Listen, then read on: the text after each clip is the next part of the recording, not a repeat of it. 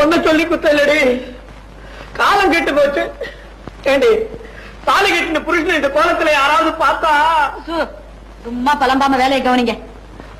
பத்தினி தெய்வம்னா நீதான். கண்ணகி கால்ல கூட சிலம்பு இருக்குது. முக்காடுங்க முக்காடு முக்காடு. அப்பா வந்துருவாருடி. ஆமா, அவருக்கு உங்க லட்சணம் புரியாதாக்கும்.